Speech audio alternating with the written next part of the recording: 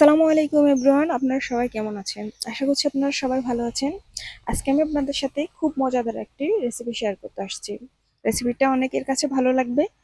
করলা আমরা অনেকেই খেতে পছন্দ করি না। আজকে আপনাদের সাথে শেয়ার করব কিভাবে মজাদার করলা রান্না করা যায়।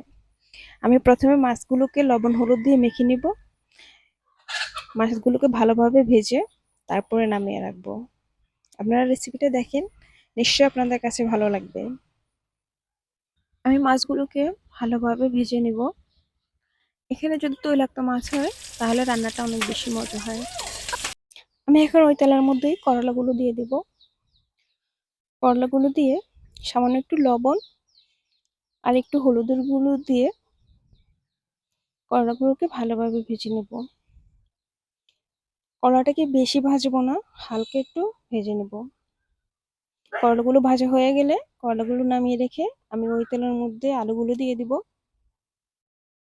আলুগুলো দিয়ে সামান্য একটু লবণ এবং হলুদ দিয়ে আলুগুলোকে ভালোভাবে ভেজে নামিয়ে রাখবো। আমি এখন তেলের মধ্যে দিয়ে দিব পেঁয়াজ কুচি। পেঁয়াজ কুচিটা হালকা ভালোভাবে ভেজে নেব। ভেজে নেওয়ার পরে এখানে আমি 1 চা চামচ পরিমাণ রসুন বাটা এবং সামান্য একটু আদা বাটা দিয়ে দিয়েছি। দিয়ে দিলাম স্বাদ মতো লবণ এবং দিয়ে দিব 1 চা চামচ মরিচের গুঁড়ো, আধা চা চামচ হলুদের গুঁড়ো দিয়ে ভালোভাবে মশলাগুলোকে কষিয়ে নেব।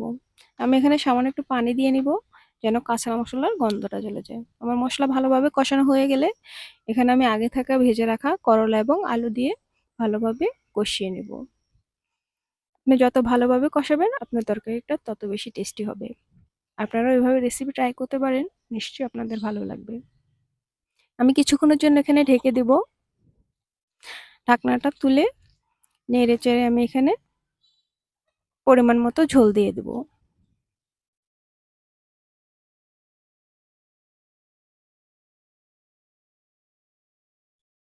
ঝোলগুলো দেওয়ার পরে ভালোভাবে নেড়ে আমি কিছুক্ষণের জন্য ঢেকে দেব বলক আসা পর্যন্ত। বলক আসা হয়ে গেলে আমি ঢাকনাটা তুলে এখানে আমার আগে থেকে ভেজে রাখা মাছগুলো দিয়ে দিব। আমি এখানে পাঙ্গাস মাছ দিয়ে রান্না করছি, আপনারা আপনাদের পছন্দ মতো মাছ দিয়ে রান্না করতে পারেন। মাছগুলোকে ভালোভাবে তরকারির সাথে মিশিয়ে দিব যেন মাছের ফ্লেভারটা তরকারিতে যায়। সুন্দর মতো দিয়ে কিছুক্ষণের জন্য ঢেকে দেব। আমি এখন চুলাটা একটু মিডিয়াম হিটে রান্না করছি। 5 মিনিট পরে ঢাকনা খুললে হয়ে যাবে আমাদের মজাদার করলার রেসিপি। আপনারা এভাবে ট্রাই করবেন, আশা করছি আপনাদের